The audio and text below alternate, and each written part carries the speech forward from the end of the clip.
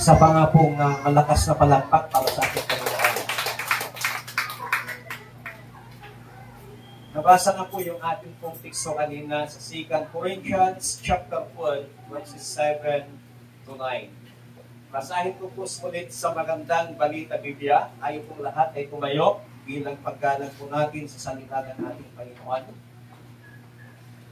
Ngunit upang hindi ako magyabang sa dami ng kamanghamanghang mga bagay na nasaksihan ko, ako'y binigyan ng pahirap sa aking katawan na nagsisilbing sugo ni Satanas upang pahirapan ako at nang sa gayoy hindi ako maging palalo. 3 beses kong idinalangin sa Panginoon na alisin ito, ngunit ganito ang kanyang sagot. Ang kagandahan loob ko ay sapat na para sa iyo, sapagkat lubusang nahayag ang aking kapangyarihan kapag ikaw ay mahina. Kaya't buong galak kong ipinagmamalaki ang aking kahinaan upang manatili sa akin ang kapangyarihan ni Kristo. Pagpalain ng Panginoon ng kanyang masalita na atin pong nabasa, maaari na po kayong pumupo. Mula po sa talatang ito ay nais ko pong bigyan ang paksa ng mensahe ng Panginoon. Pain reveals. Ang sakit ay nagpapakita. Sino na hong naranasang masaktan? Sino na hong maranasang masaktan? Masaktan emosyonal, masaktan pisikal, masaktan ng puso. Kapag naranasan po nating nasaktan, paano po natin inalalabas kapag tayo po ay nasasaktan? O paano po natin ipinapahayag kung nasasaktan po tayo? Yung iba, sumisigaw.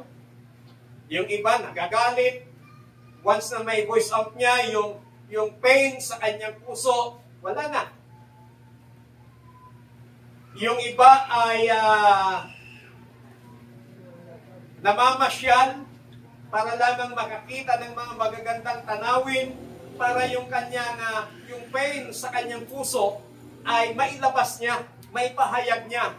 Kung minsan nagpo-post sa social media, ipinapahayag niya yung kung paano siya nasaktan, pero beware of it po. Kapag nasasaktan ka at nagpo-post ka sa social media, pagpipiestahan ka. Maraming magpo-comment, maraming magmi-message sa'yo, share mo naman sis, share mo naman bro, share mo naman pastor, kung ano yun. So lahat po tayo ay nakaranas ng tinatawag na pain. Maging si Apostol Pablo, dito po sa ating binasa, na binigyan siya ng isang kapansanan or pain. Ang sabi ng King James Version, thorns. Sa ibang salin ng Tagalog, tinik, yung binasa kanina, binigyan siya ng tinik sa kanyang buhay.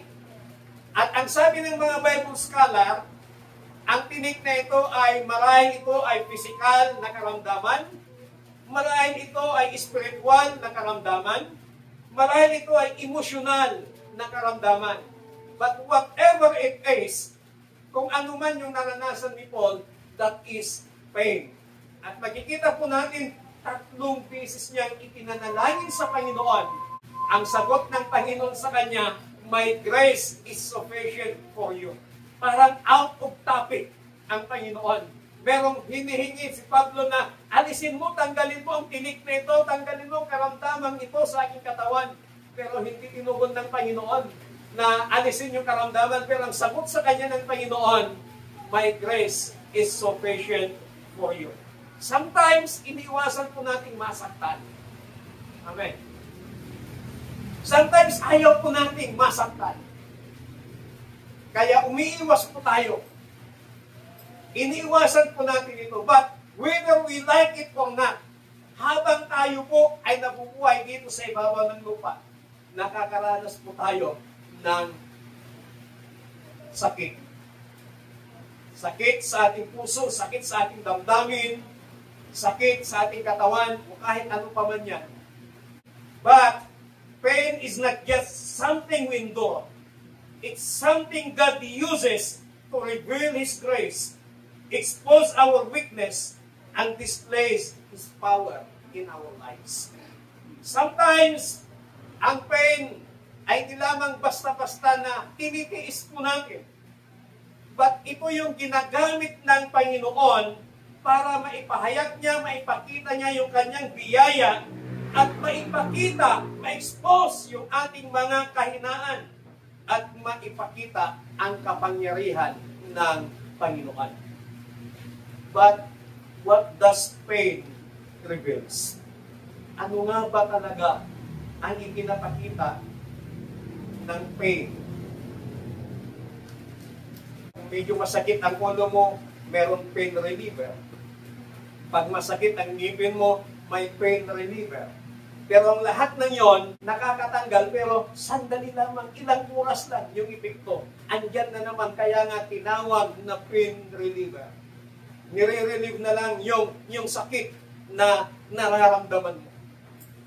But this afternoon, there are three important things we must know when pain reveals.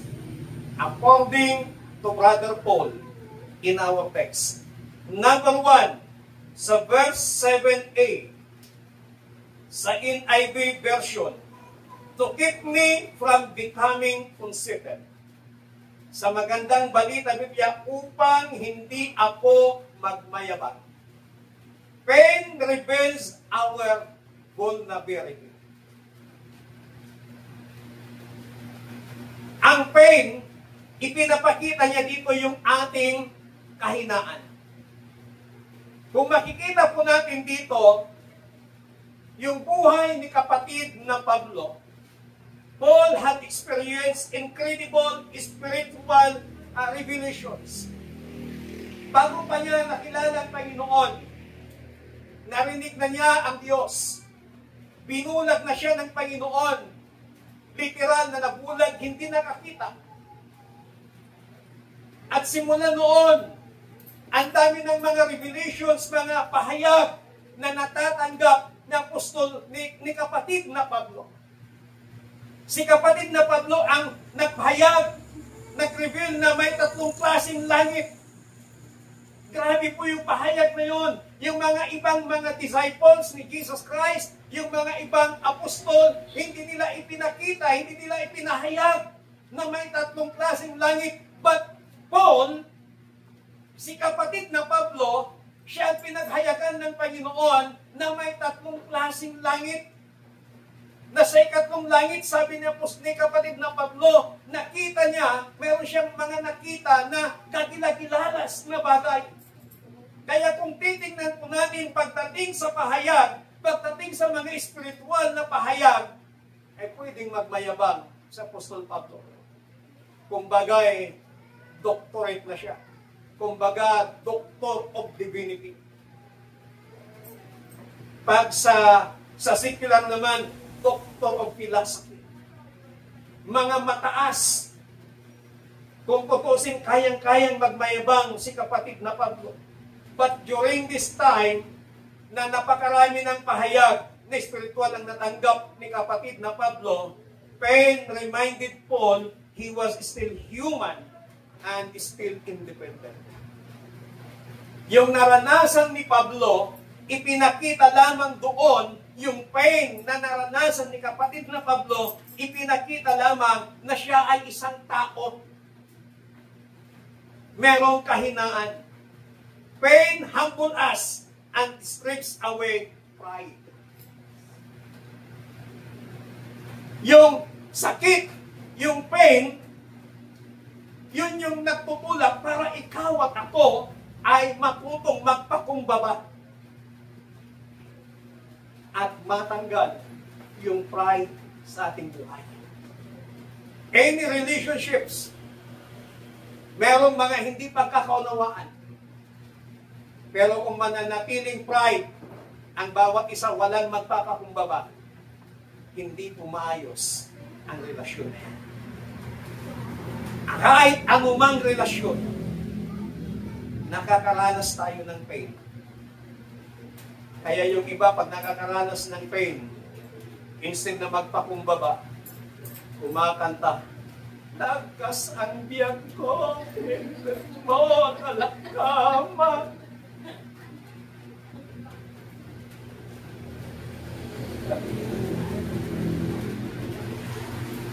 At kanta, "Laglagi pa awan nagkuranga."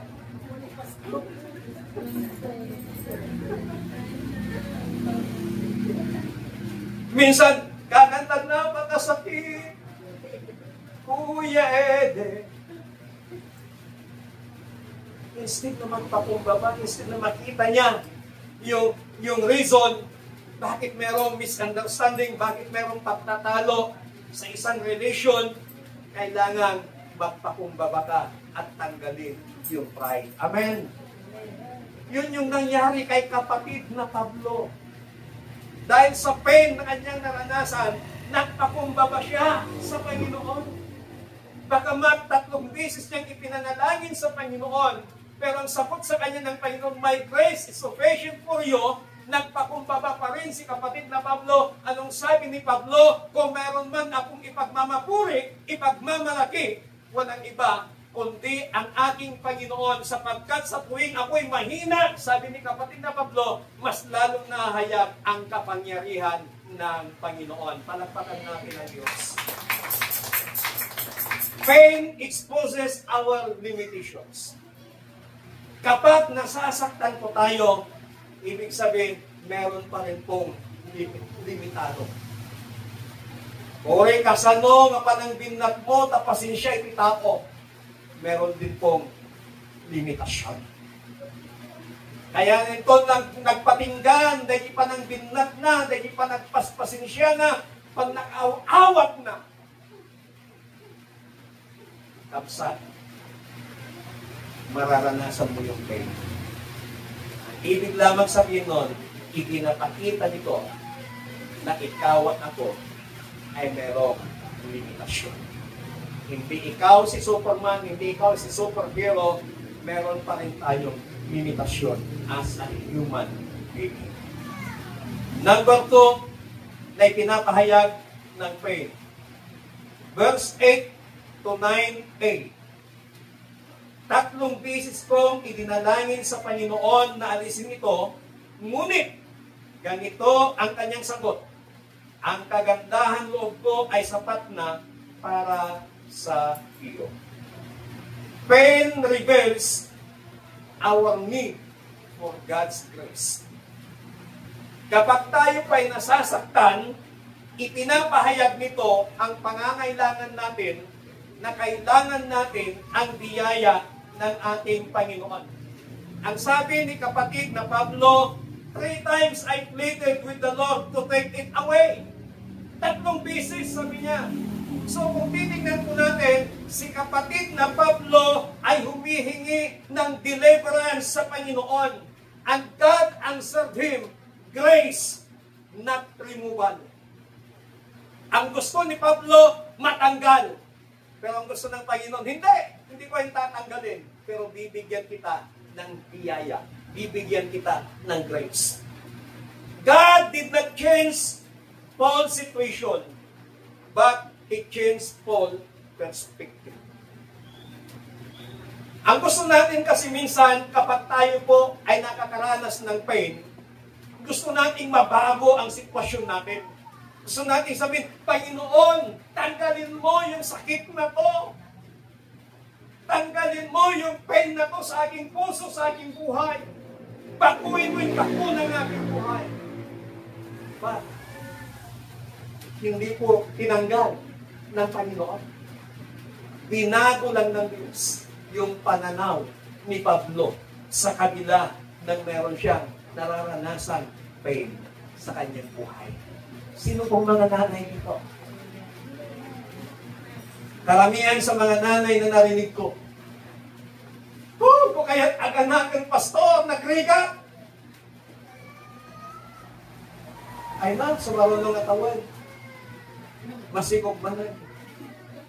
So sabi niya, ayaw na niya, pero kapag nakaranas siya ng pain, ayaw niya. Pero kapag nabago yung kanyang pananaw, Gusto na naman niya.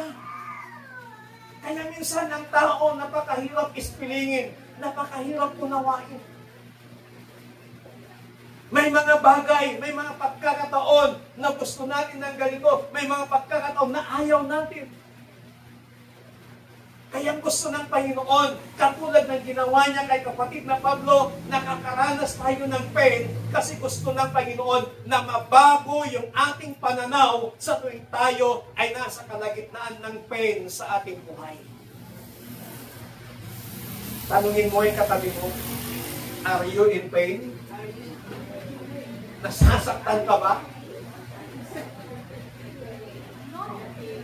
At kapag nasasaktan ka, kapatid, huwag mong ipanalangin na matanggal yan. Ipanalangin mo sa Panginoon na mabago ang pananaw mo sa sitwasyon mo yan. Palakpakan natin ang Panginoon. Pain drives us to seek God. Kapag ikaw ay nasasaktan, sinong hinahanap mo? Si Dos por Dos? Si Longnek? Si Kumpare? Si Kumare? But Paul, it drives him out to seek God. Kaya kapag nasasaktan tayo, hanapin natin ang Panginoon. Amen. Unahin muna natin hanapin ang Panginoon. Minsan kasi pag nasasaktan tayo, tatawa tayo. Sasayit ka niyo yung tawa. Kasi nasaktan ka. Nakalimutan natin, unahin munang hanapin ang ating pong Panginoon. Paul's immediate response to pain was not to ignore it, but to bring it before God in prayer. Amen. Huwag nating i-ignore kapag tayo po ay nasasaktan. Dalhin natin ito sa presensya ng Panginoon sa pamamagitan ng ating panalangin. Naranasan ko po yan. Nung nasaktan na po, dinurog ang aking puso.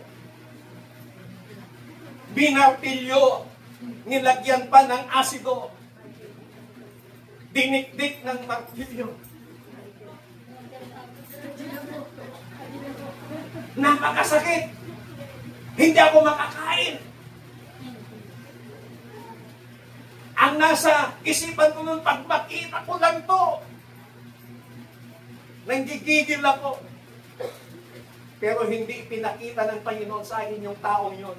Binago ng Panginoon yung pananaw ko. Yung perspective ko sa sitwasyon niya. Kasi during that time, nakalimutan ko na dalhin sa presensya ng Panginoon.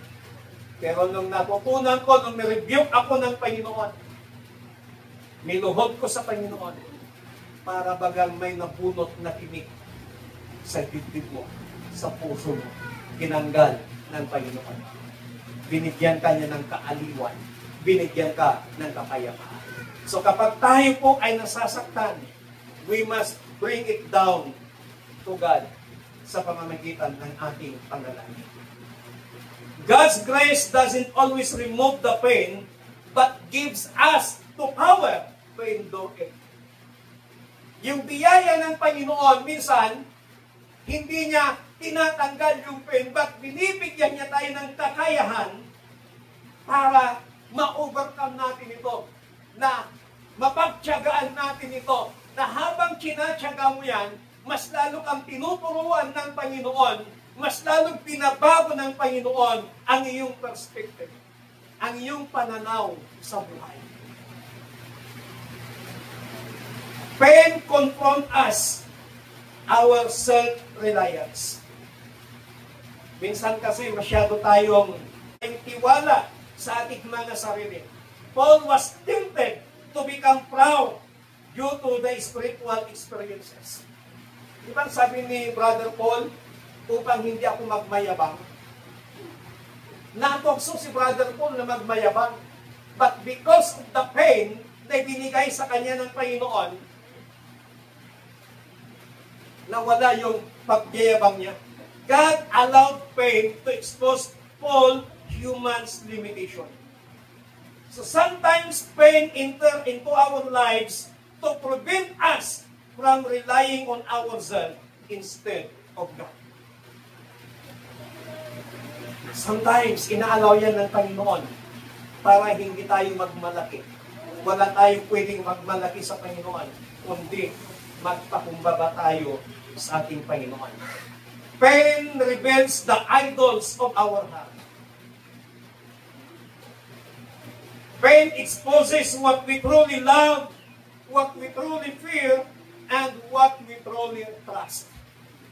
Ipinapakita, ipinapahayag ng pain na ito kung sino yung minamahal natin, kung sino yung kinatatakutan natin, at kung sino yung pinagkakatiwalaan natin.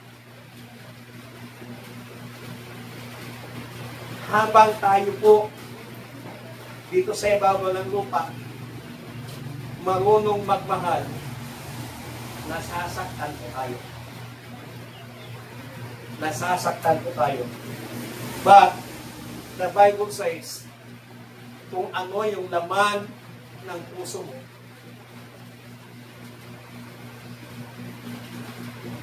yun yung pina-priority mo. Sometimes, God allow it para ma-expose kung ano yung laman ng ating puso. What we cling in crisis often shows where our heart really is. Sabi nila, ang taong nagigipit sa Bombay kumakapit. Ang taong nagigipit minsan sa 5-6 kumakapit. Pero dapat, pag tayo nagigipit, sa Diyos tayo kumakapit. Amen? Amen! Palakpakan natin ang Panginoon.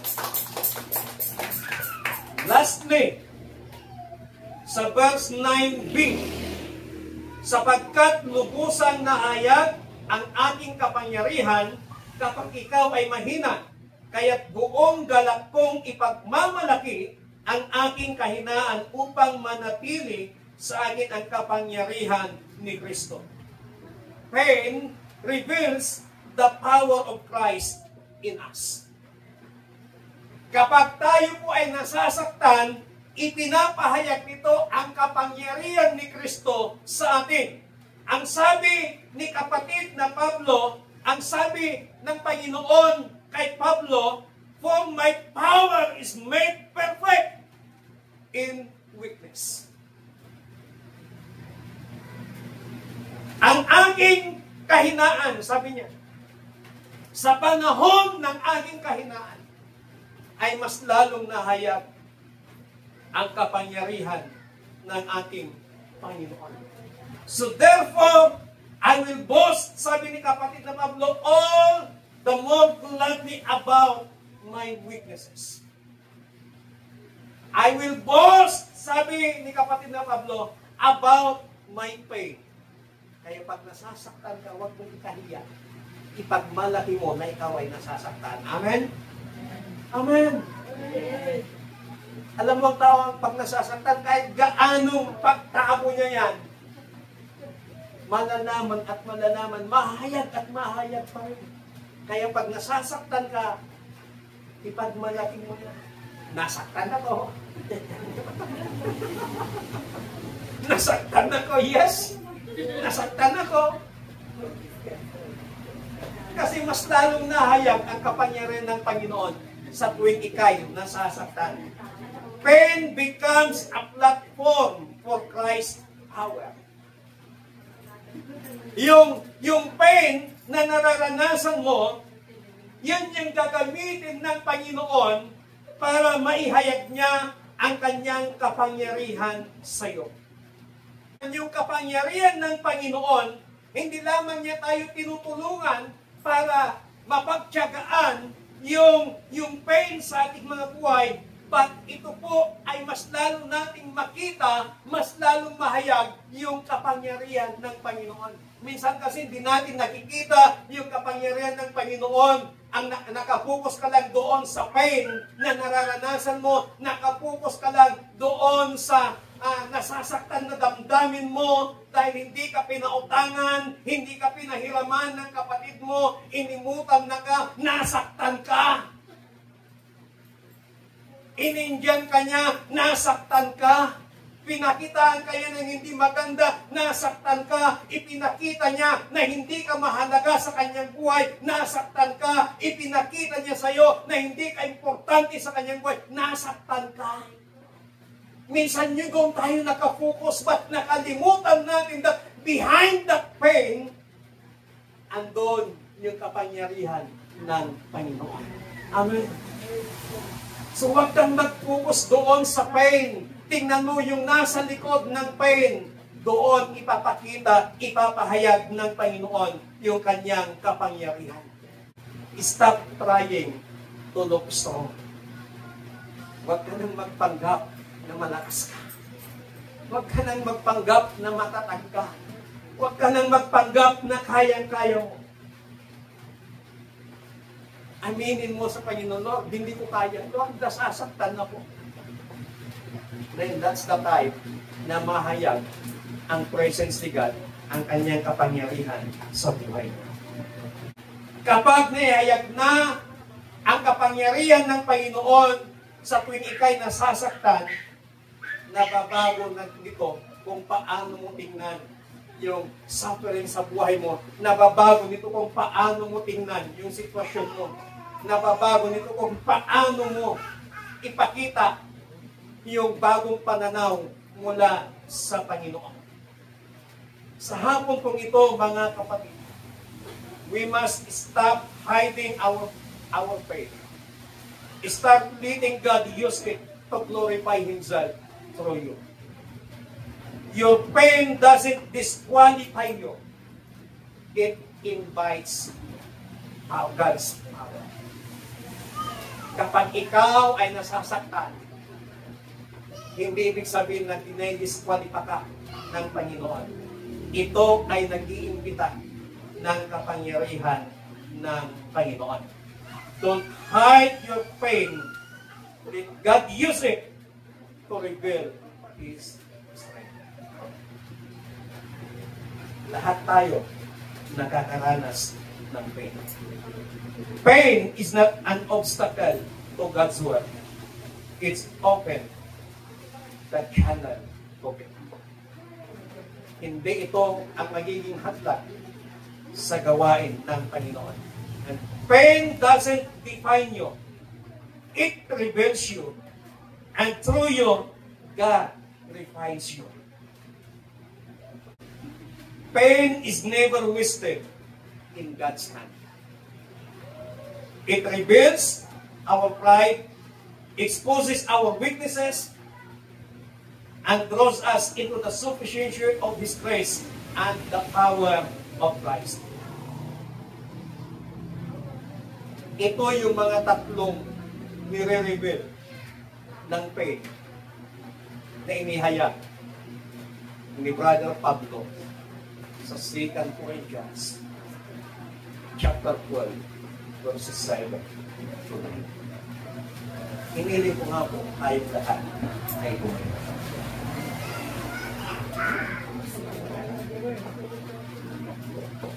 What is your pain right now?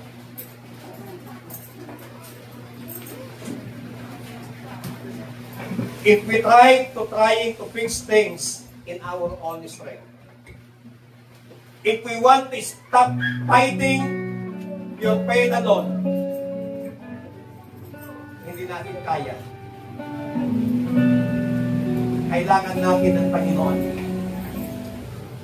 Ask God to show your pain sa buhay. Sa hapong ito, nakita po natin kung paano ihayag yung pain. Pain reveals us our vulnerability. Pain reveals us our need for God's grace. And pain reveals us the power of Christ in our lives. Kapatid, sa hapong ito, whatever your pain na nararanasan mo ngayon, isuko natin lahat sa Panginoon. Ibigay natin lahat sa ating Panginoon. Hallelujah.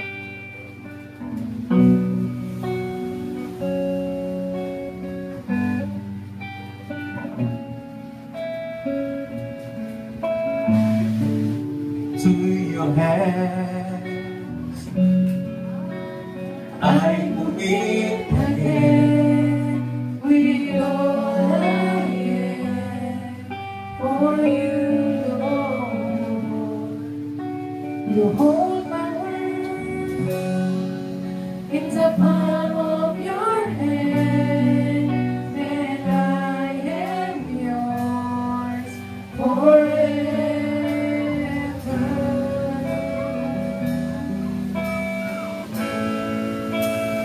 Jesus, I believe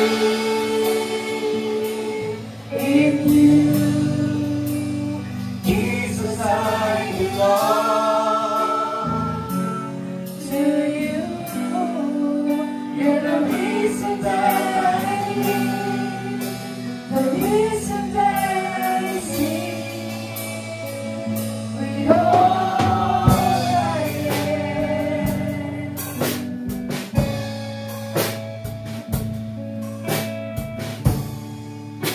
I walk with you wherever you go, through tears and joy. I trust in you, and I believe in all of your ways, your promises forever.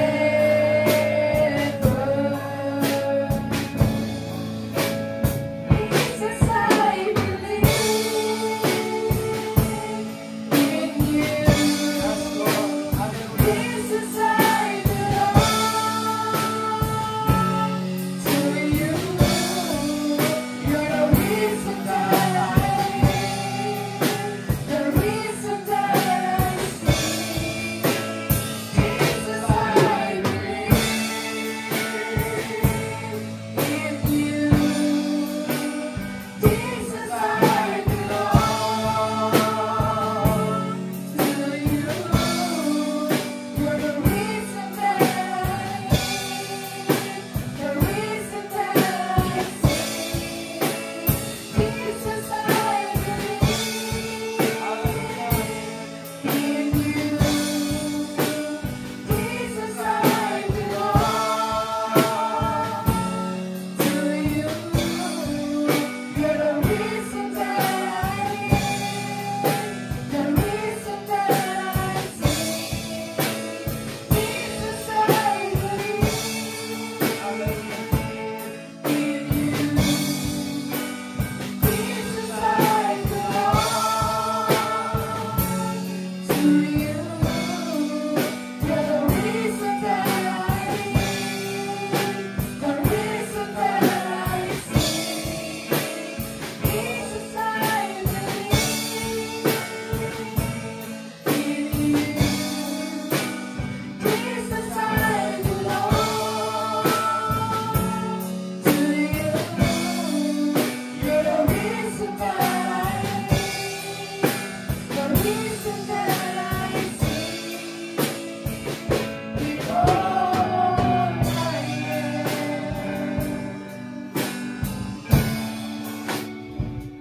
I will worship.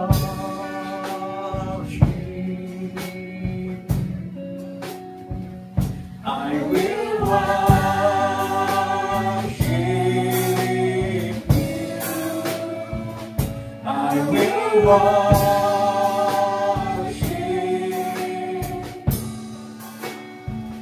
I will worship you.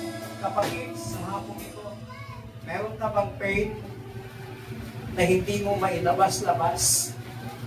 This is the time. Suko natin sa Panginoon yung mga pain na nasa ating puso. Yung mga pain na nararanasan po natin. Hindi naman natin may voice out. But this time, suko natin lahat sa Panginoon. Na as we sing this song, Jesus, I believe in you, na kapag isinuko natin sa Panginoon ang lahat ng ating pain ngayon, paniwalaan mo na ikaw, ang pananaw mo, babaguhin ng Panginoon sa pain na yan, at lalong ihahayag ng Panginoon ang kanyang kapangyarihan sa pain na nararanasan mo ngayon. Whatever pain na nasa iyong puso mo, kapatid, it's time for us na isuko natin sa Panginoon. Habang inawit natin, into your hands I commit again, yung mga gustong magsuko sa Panginoon ng kanilang mga pain, the altar is open. Hallelujah. Oh, we praise Jesus. To your hands I commit again with all I am. Hallelujah. For you, Lord, hold my hand. Yes, Lord. It's a Hallelujah. palm of your hand, Oh, Jesus. and I am yours forever. Hallelujah. Jesus, I believe in you. Emotional pain Jesus, was I there. belong Physical pain. to you. Isuko natin sa Panginoon. The reason that At kayaan natin the reason na yung that kapangyarihan ng Diyos mahayag Jesus, I ang kanilang pain na yan. Hallelujah. Oh, Jesus. Jesus, I belong to you.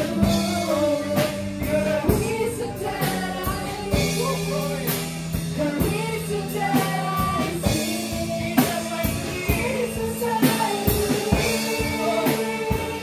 Open your mouth. Isuko mo sa Jesus, Panginoon. I belong to you. The reason that I live, the reason that I see, with all I am. Kapatid, open your mouth. Sabihin mo sa Panginoon kung ano yung pain na nararanasan mo. At huwag nating hayaan na lalabas tayo sa hapong ito, hindi na-reveal yung kapangyarihan ng Panginoon sa ating mga pain. Hallelujah. Na bagamat nasasaktan ka sa hapong ito, bibigkasin mo katalang ito, I will worship you. Come on. Hallelujah. I will worship.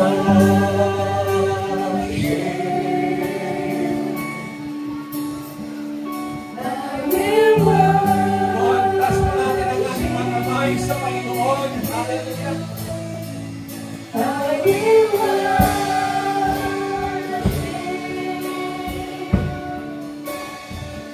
I will worship.